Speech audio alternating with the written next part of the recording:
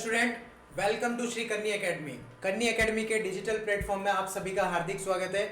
मैं अर्जुन मंगल आज आपका मैथमेटिक्स का सीक्वेंस एंड सीरीज चैप्टर लेकर आया हूं, जिसके अंदर मैंने आपको अरिथमेटिक प्रोग्रेशन के बारे में सारा कुछ बता दिया था।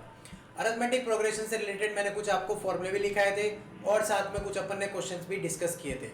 क्वेश्चन की बात करें तो क्वेश्चन अपन ने सबसे पहले 9.2 एक्सरसाइज डिस्कस की थी, जो कि पूरी अरिथमेटिक से रिलेटेड है। ठीक है, अरिथमेटिक प्रोग्रेशन पूरा कंप्लीट करा दिया है मैंने आपको। अब बात करते हैं अपन एक और स्लाइड की। एक और अपने पास में एक टॉपिक होता है जिसको अपन क्या बोलेंगे, जियोमेट्रिक प्रोग्रेशन बोलेंगे। तो जियोमेट्रिक प्रोग्रेशन के अंदर देखते हैं क्या क्या चीज़ें होती है। बात करते हैं जियोमेट्रिक प्रोग्रेशन की।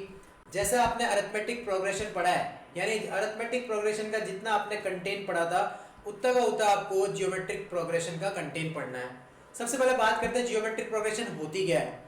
मैं सपोज कुछ डेटा लिखता हूँ अपने पास में 2, 4, 8, 16, 32 एंड सो ऑन।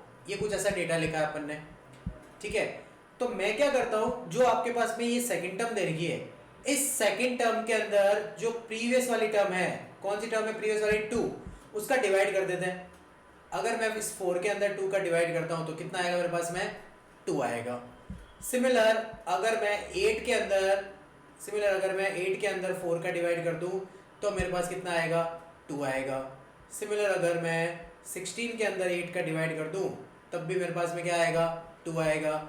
सिमिलर अगर मैं 32 में 16 का डिवाइड कर देता हूं तब भी मेरे पास में क्या आएगा, 2 आएगा।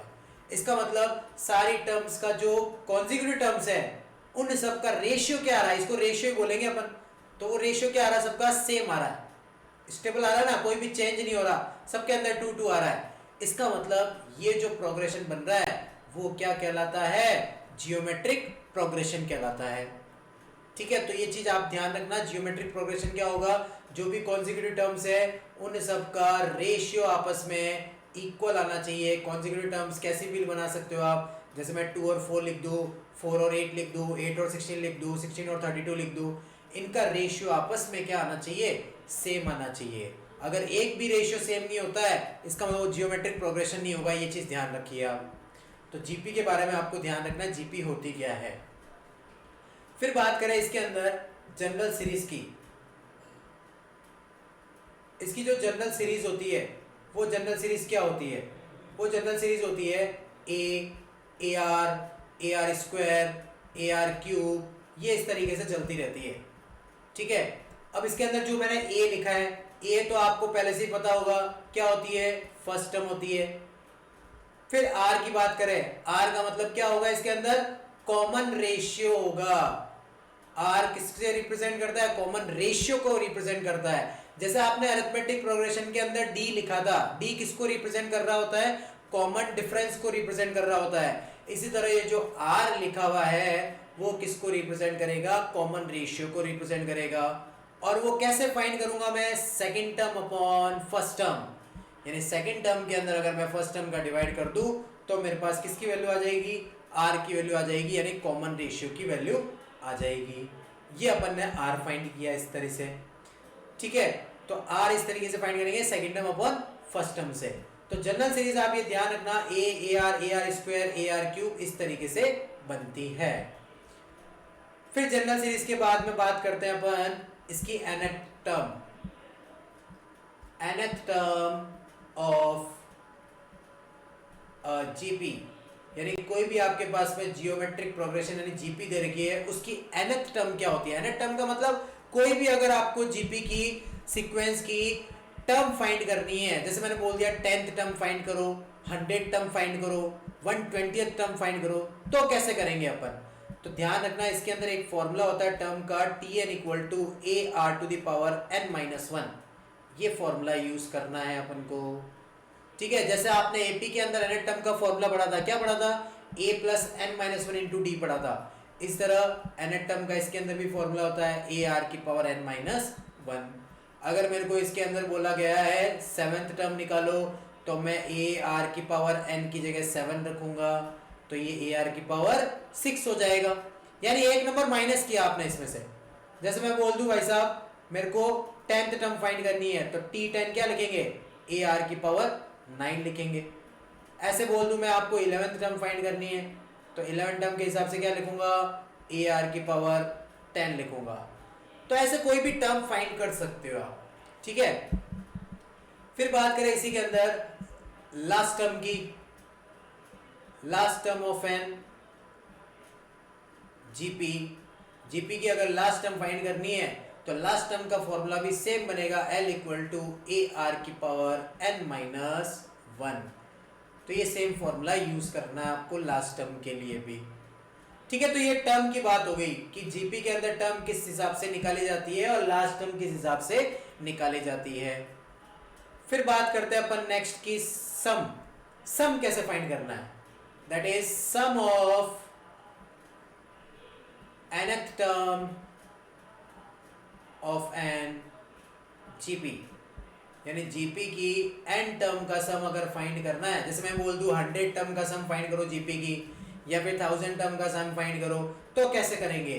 फॉर्मूला ध्यान रखना, एसएन का एक फॉर्मूला बनता है ए ब्रैकेट में आर की power n minus 1 upon R minus 1। ये फॉर्मूला कब यूज करेंगे, जब आर की वैल्यू 1 से बड़ी होती है।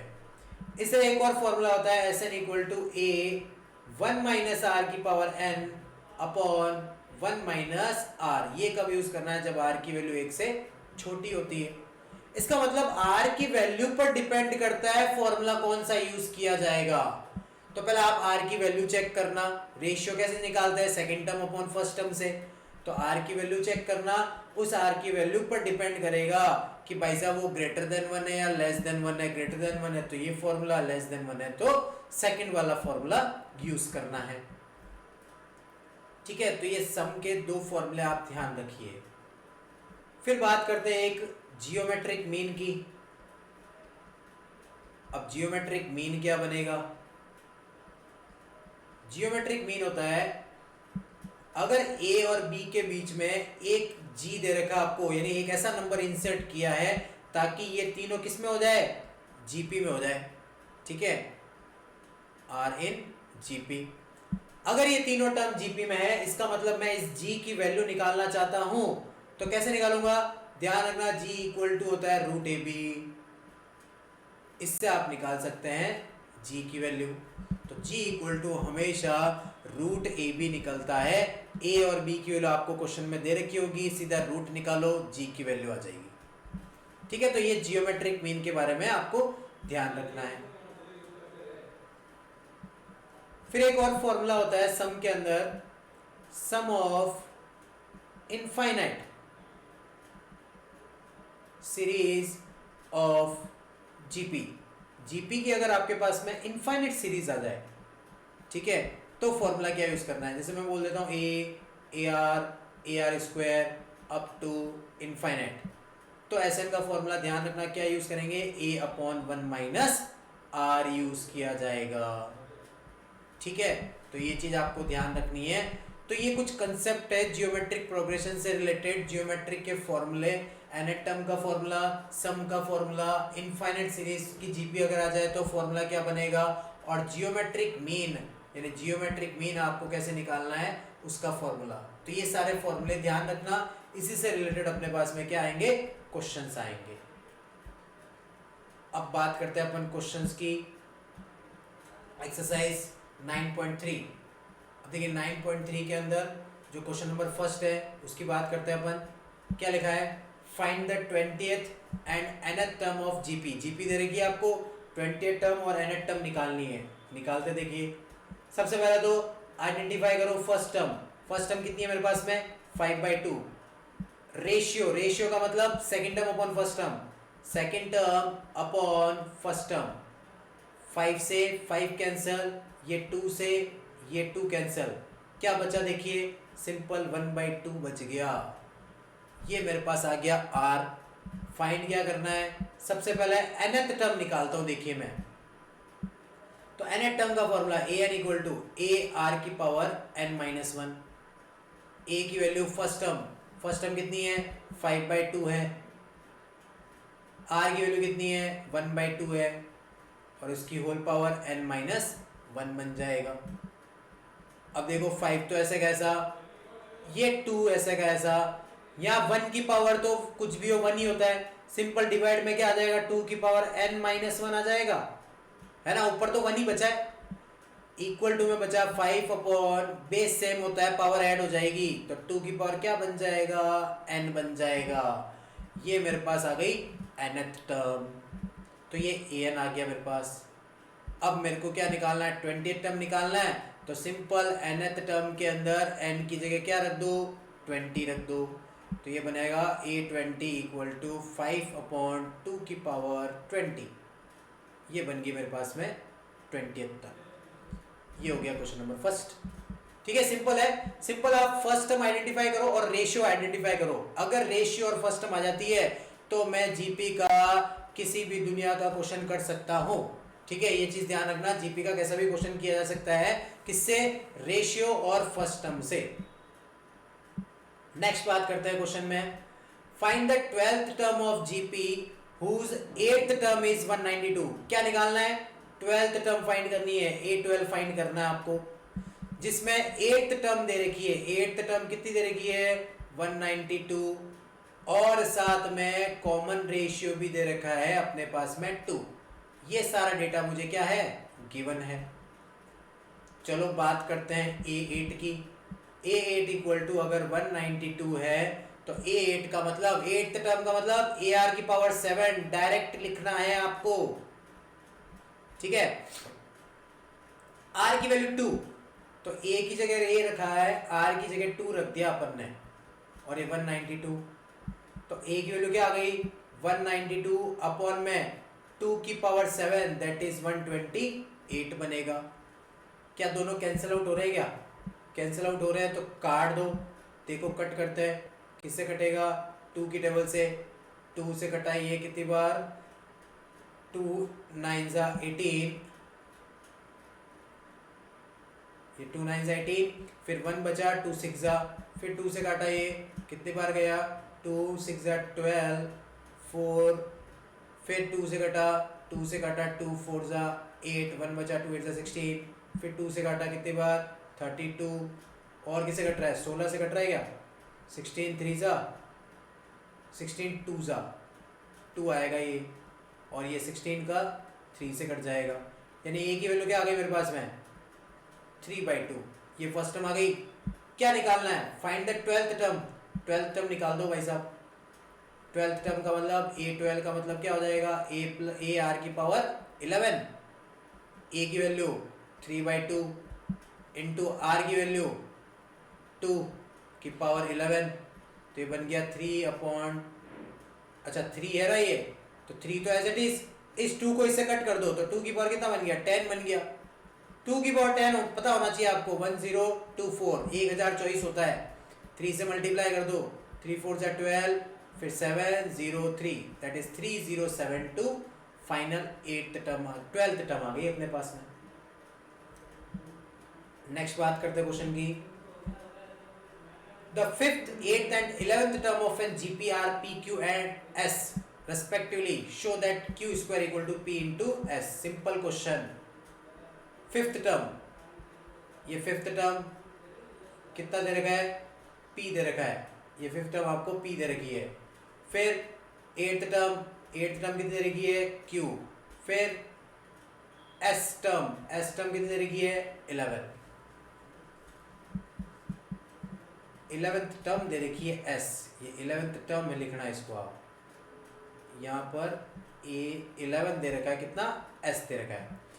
ठीक है, तो A5 का मतलब 5th term that is AR की पावर 4, ये P लिखा है।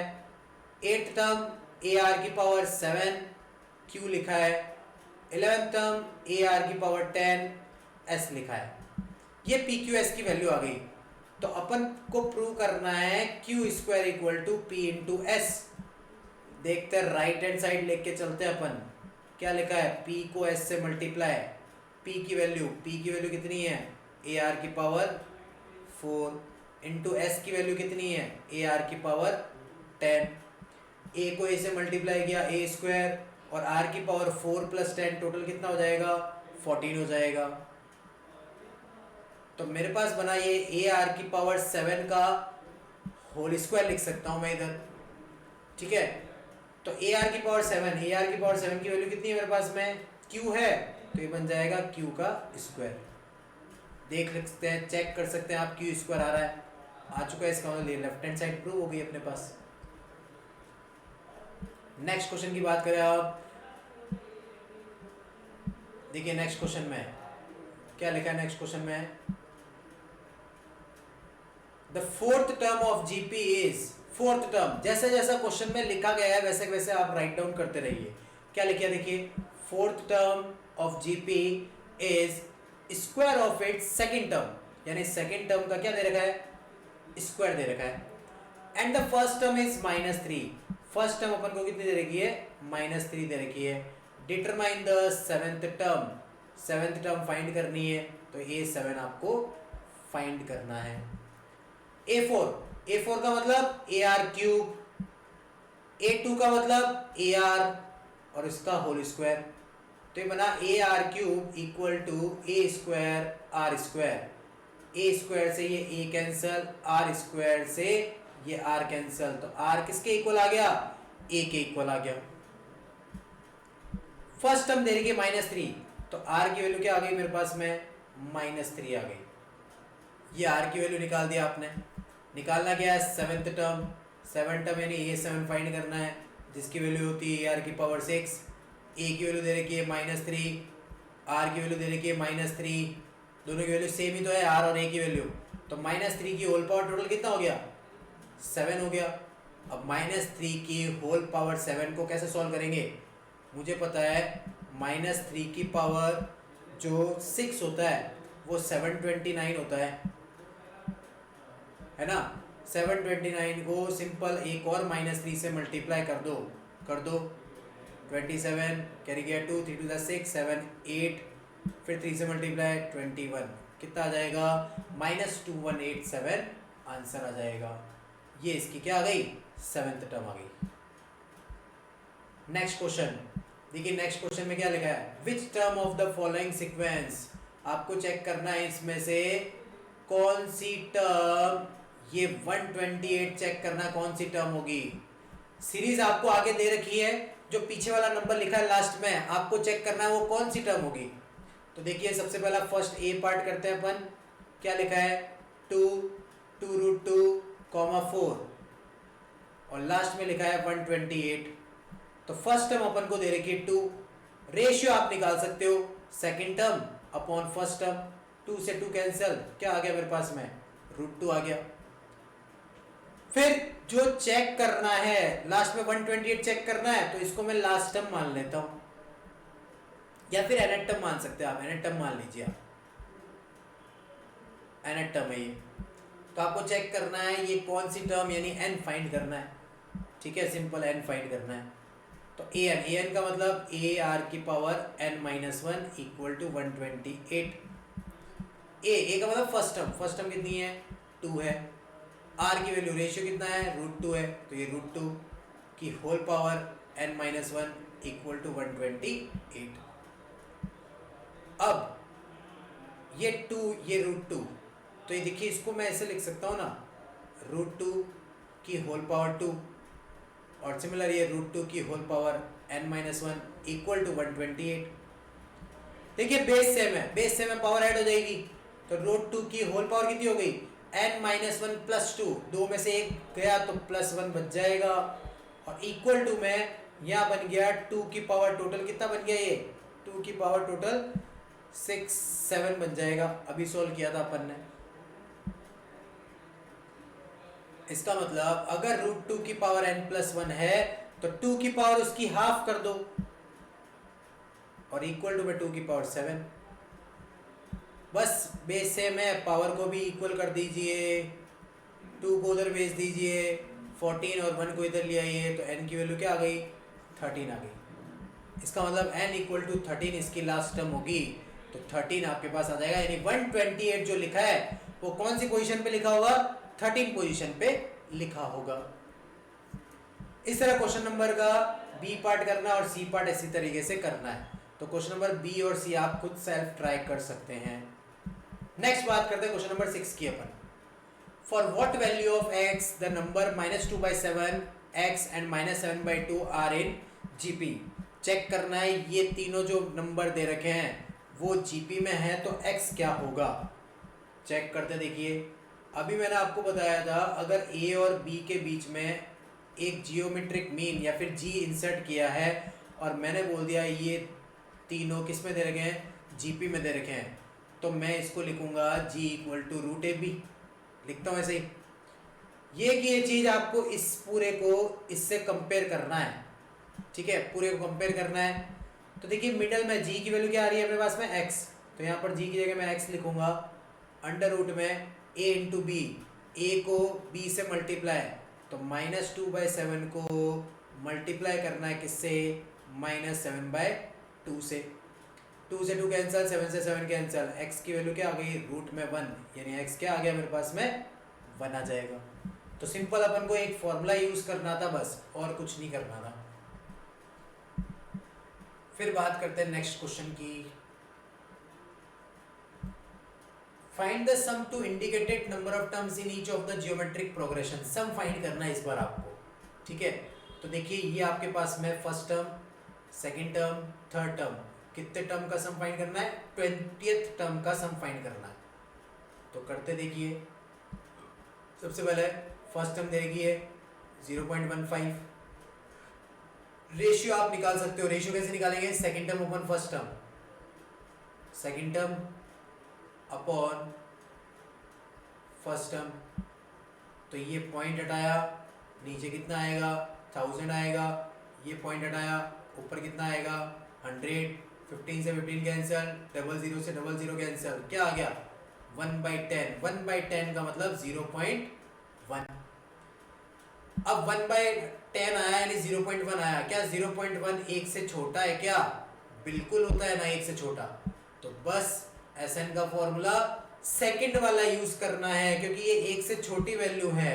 तो सेकंड वाला फॉर्मूला आपको मालूम होना चाहिए, a1 - r⁻n अपॉन 1 - r। तो SN = a की वैल्यू, a मतलब फर्स्ट टर्म 0.15, 1 - r की वैल्यू 0.1 और उसकी होल पावर n। n का मतलब टोटल नंबर ऑफ टर्म्स कितनी है, 20 है ना, ऊपर दे रखा आपको 20 दे रखा, ये देखो, और डिवाइड में 1 - r, r का मतलब 0.1। बस इसको सॉल्व कीजिए। अब SN = 0.15 ब्रैकेट में 1 - 0.1 की पावर 20, ये एज इट इज रखना, और अपॉन में 1 में से 0.1 माइनस हुआ तो 0.9 बच जाएगा। तो बस ये पॉइंट हटाया, नीचे 100, ये पॉइंट हटाया, ऊपर 10, 1 0 से 1 0 कैंसिल। तो SN = क्या बना, 5/90, ब्रैकेट में क्या बच जाएगा, 1 - 0.1 की होल पावर 20। 5 और 90 कट रहे क्या, काट दो, कट रहे तो 5 नहीं था, ये 15 था, ये 15 लिखा है, 15 और 90 कट जाएंगे, किससे कट जाएंगे, 6 टाइम्स, ये 6 टाइम कट गया, 1 - 0.1 की होल पावर क्या आ गई, 20 आ गई। ये इसका सम आ गया, ठीक है। तो इस तरीके से सम फाइंड करना है। नेक्स्ट बात करें, क्वेश्चन नंबर 8 में भी आपको सम ही फाइंड करना है। सिंपल देखिए, फर्स्ट टर्म अपन को दे रही है कितनी, √7, फिर रेशियो निकाल सकते हैं, second term upon first term, cut रहा है क्या, √21 को लिख सकता हूँ √7 × √3, ये कैंसिल, क्या बच गया, √3 बच गया, ये रेशियो आ गया मेरे पास में। √3 की वैल्यू आपको मालूम होनी चाहिए 1.73 होती है, जो कि 1 से बड़ी आ रही है। इसका मतलब SN का कौन सा फॉर्मूला लगाना है, फर्स्ट वाला लगाना है। लगाइए, SN = फॉर्मूला a ब्रैकेट में r⁻n-1 अपॉन r-1। तो SN = a का मतलब फर्स्ट टर्म कितनी दे रही है, √7, फिर r की वैल्यू, r का मतलब √3, ये √3 की होल पावर n की जगह n ही रखना है इस बार, ये ध्यान रखना, n की जगह आपको n ही यूज करना है, -1 अपॉन r-1, r-1 मतलब √3 - 1, ठीक है। तो ये इसका आप आंसर लिख सकते हैं, नहीं तो √3 - 1 का आप रेशनलाइजेशन करके भी लिख सकते हैं। फाइनली ये भी आंसर है ही अपना। नेक्स्ट बात करें, 1 माइनस ए स्क्वायर माइनस ए क्यूब एन टर्म्स तक का सम फाइंड करना है। सेम क्वेश्चन है, फर्स्ट टर्म कितनी दे रखी है आपको, फर्स्ट टर्म 1 दे रखी है, रेशियो कैसे निकालेंगे, second term upon first term से माइनस ए आ जाएगा। अब माइनस आ रहा है इसका मतलब लेस देन 1 आ रहा है, नेगेटिव आ रहा है ना तो लेस देन ही 1 है, तो फॉर्मूला लगाओ S N equal to A R की पावर 1 माइनस आर की पावर, सेकेंड वाला फॉर्मूला लगाना है, और अपॉन में 1 माइनस आर। तो S N equal to A की वैल्यू, ए मतलब फर्स्ट टर्म कितनी दे रखी है 1 दे रखी है, 1 माइनस आर का मतलब माइनस ए, तो यहाँ रखेंगे माइनस ए की होल पावर, क्या लिखा हुआ है whole power N, N terms तक का सम फाइंड करना तो एन ही लिखेंगे, अपॉन 1 माइनस आर की वैल्यू माइनस ए, तो ये प्लस ए बन जाएगा। बस इसको आगे सॉल्व नहीं कर सकते आप, सेम ऐसे ही रहेगा ये, ठीक है। तो सम फाइंड करने के लिए सिर्फ आपको आर की वैल्यू चेक करनी होती है। इस तरह क्वेश्चन नंबर देखिए 10th करते हैं, एक्स क्यूब एक्स की पावर 5 एक्स की पावर 7 एन टर्म्स तक का सम फाइंड करना है। इसमें भी फर्स्ट टर्म दे रखी है एक्स क्यूब, फिर रेशियो निकाल दो, second term upon first term क्या आएगा एक्स स्क्वायर आएगा। एक्स स्क्वायर, स्क्वायर की वैल्यू तो हमेशा 1 से बड़ी होगी, ठीक है। तो बस एस एन का फॉर्मूला लगा दो, ए आर की power N minus 1 upon R minus 1, रखो फॉर्मूले में, ए की value first term X cube, R की वैल्यू एक्स स्क्वायर, तो ये एक्स की power 2n minus 1 upon R minus 1 X square minus 1, ठीक है। बस सिंपल क्वेश्चन है ये तो। नेक्स्ट बात करते हैं क्वेश्चन नंबर 11 की। अब आता है क्वेश्चन अलग, देखिए इसको कैसे सॉल्व करेंगे। सबसे पहले सिग्मा, सिग्मा का मतलब होता है समेशन, ठीक है, यानी आपको इसको सम करना है कहाँ तक, k इक्वल टू 1 से लगाकर 11 तक। तो सबसे पहले अपन k की जगह 1 रखेंगे, तो यहाँ पर देखिए क्या बनेगा, k की जगह 1 रखा तो 2 प्लस 3 की पावर 1 बना, फिर प्लस, फिर k की जगह 2 रखेंगे 3 की पावर 2 बना, ऐसे चलता जाएगा। कहाँ तक चलेगा, 2 प्लस 3 की पावर 11 तक चलेगा, क्योंकि 11 तक जाना है। अब 2 प्लस 2 प्लस 2 कहाँ तक जा रहा है, 2 कहाँ तक ऐड हो रहा है, देखो कितनी बार ऐड होगा। अगर 2 को 2 बार ऐड किया तो 4 लिखोगे, 3 बार ऐड किया तो 6 लिखोगे, अगर 11 बार ऐड किया तो 2 को 11 से मल्टीप्लाई कर दो ना डायरेक्ट, 22 आ जाएगा। फिर प्लस 3 की पावर, अब 3 की पावर यहाँ बचा 1, 3 की पावर बचा 2, आगे और बचेगा कहाँ तक, 3 की पावर 11 तक। तो ये तो 22 बन गया। इसको देखते हैं, अब ये 3 की पावर्स बन रही है, क्या ये जीपी बन रही है, क्या बन रही है जीपी। देखिए फर्स्ट टर्म अपने पास में 3 हो गई, रेशियो अपने पास में second term upon first term हो गया 3 आ गया, जो कि ग्रेटर देन 1 आ रहा है। सब में प्लस दे रखा है, यानी सम का फॉर्मूला यूज करना है। कौन सा फॉर्मूला यूज करना है, जो आपको मैंने फर्स्ट वाला बताया था, क्योंकि ग्रेटर देन 1 है, तो फॉर्मूला होगा ए आर की power N minus 1 upon R minus 1। तो ए की वैल्यू रखो इसके अंदर 3 ब्रैकेट में, आर की वैल्यू 3, पावर एन का मतलब 11 माइनस 1 अपॉन 3 माइनस 1, तो बना 22 प्लस 3/2 ब्रैकेट में 3 की पावर 11 माइनस 1, ये इसका आंसर, ठीक है। तो इस तरीके से सॉल्व करना है। 3 की पावर 11 को भी अगर आप सॉल्व करना चाहते हैं तो कर सकते हैं, नहीं तो फाइनल आंसर ये भी है आपका। नेक्स्ट बात करते हैं क्वेश्चन नंबर 12 की। The sum of first 3 term of GP is 39/10 and their product is 1। अगर आपके पास में क्वेश्चन में sum of first 3 term and their product आपको अगर दे रखा है, तो ध्यान रखना हमेशा 3 टर्म को लेट किया जाता है। क्या लेट किया जाता है, अगर आप जीपी का क्वेश्चन कर रहे हैं तो जीपी में लेट करना है, लेट 3 term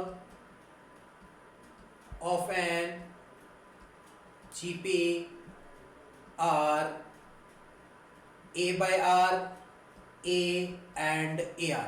ये 3 टर्म लेट की जाती है जीपी के अंदर, ठीक है। तो ये चीज आप ध्यान रखना, जीपी के अंदर अगर आपको 3 टर्म लेट करनी है तब हमेशा ये लेट किया जाता है A by R, A और AR। अब साथ में क्या कंडीशन दे रखी है, the first sum of the first three term यानी तीन टर्म का sum a by R plus A plus A R कितना दे रखा है 39/10 दे रखा है। इक्वेशन नंबर 1 दे दो इसको आप, एंड देयर प्रोडक्ट दे रखा है तो a by R into A R, product आपको दे रखा 1, आर से आर कैंसिल हो गया, ए क्यूब इक्वल टू 1 आ गया, इसका मतलब ए की वैल्यू क्या आ गई मेरे पास में 1 आ गई। ये ए की वैल्यू 1 आप कहाँ रख दो, इक्वेशन नंबर 1 में रख दो।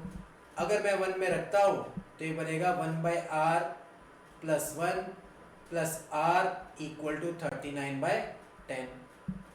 तो देखिए r एलसीएम आ रहा है, आ रहा है r LCM 1 plus r square equal to 39/10 हो गया।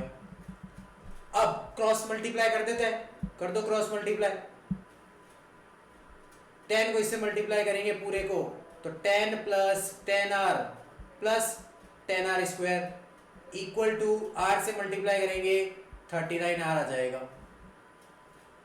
तो करना क्या है, ये 10r स्क्वायर सेम, ये 10r ऐसे का ऐसा, 39r को इधर शिफ्ट किया minus 39r plus 10 equal to 0। तो ये बना 10r स्क्वायर, 10r में से 39r, 10r में से 39r माइनस करेंगे तो माइनस का 29r और प्लस में ये 10 इक्वल टू 0। अब मिडल टर्म स्प्लिट, मल्टीप्लाई करने पर 100 प्लस करने पर 29 कितना आएगा 25 और 4 हो जाएगा, क्या 25 और 4 बन जाएगा। इन दोनों से कॉमन क्या आ रहा है, क्या कॉमन आ रहा है, देखो 5r कॉमन आ रहा है, अंदर क्या बचा 2r माइनस 5, यहाँ दोनों से कॉमन -2, अंदर क्या बचेगा, अंदर बचेगा 2r माइनस 5 इक्वल टू 0। पूरा बार क्या आ रहा है 2r माइनस 5 बार आ रहा है, अंदर क्या बच गया मेरे पास में 5r माइनस 2 बच गया इक्वल टू में 0। तो मेरे पास आ गया 2r माइनस 5 इक्वल टू 0 और एक आ गया मेरे पास में 5r माइनस 2 इक्वल टू 0। इससे r की वैल्यू आ गई अपने पास में 5/2, इससे r की वैल्यू अपने पास में आ गई 2/5। ये r निकाल दिए, फर्स्ट टर्म भी निकाल दी, ठीक है, फर्स्ट वैल्यू भी निकाल दी, फर्स्ट टर्म निकाल दी, r की वैल्यू भी निकाल दी। अब टर्म्स निकालते हैं, तो 3 टर्म्स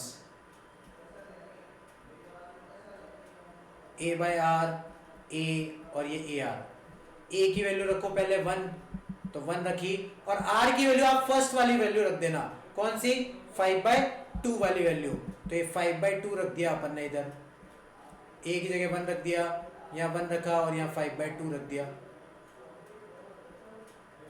तो एक 2/5 बन गया और एक 1 बन गया और इस तरह एक 5/2 बन गया, ये बन गई अपने पास में।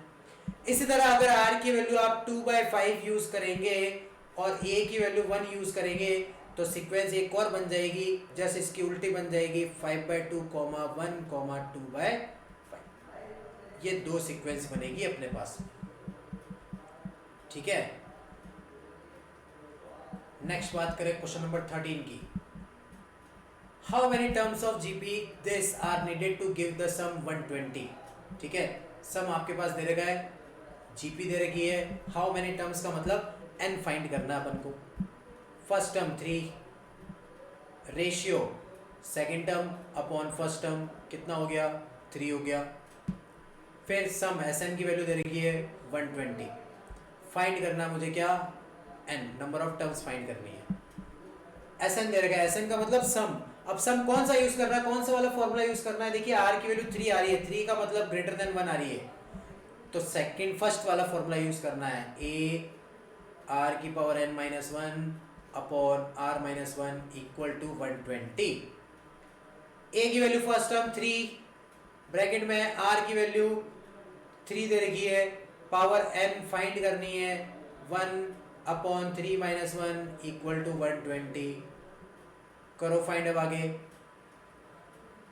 तो ये 3 ऐसे का ऐसा, ये 3 की power n minus 1 same, 3 minus 1 बचा इधर, 2 से मल्टीप्लाई कर दो 240 हो गया, 3 का इस पर डिवाइड कर दो तो ये 80 बन गया, 1 को उधर शिफ्ट कर दो 81 बन गया, तो 81 को मैं लिखता हूँ 3 की पावर 4, तो n किसके इक्वल हो गया, सिंपल 4 के इक्वल आ गया। ठीक है, इस तरीके से सॉल्व करना है, सिंपल क्वेश्चन था। नेक्स्ट बात करते हैं क्वेश्चन नंबर 14 की।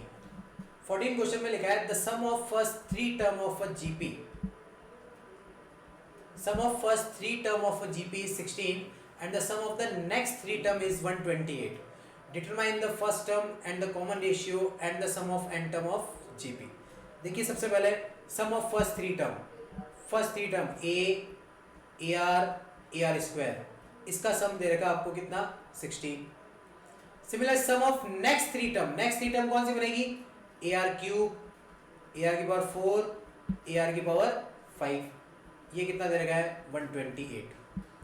क्या कर दो, दोनों इक्वेशन का डिवाइड कर दो, ऊपर a कॉमन आ रहा है, अंदर बचा 1 plus R square equal to 16, फिर इधर डिवाइड में यहाँ से ए आर क्यूब कॉमन आ रहा है, अंदर बचेगा 1 प्लस आर स्क्वायर और इक्वल टू में 128। ए से A cancel, 1 plus R square से 1 प्लस आर स्क्वायर कैंसिल, यहाँ बचा 1 अपॉन आर क्यूब, यहाँ बचा 1 अपॉन 8।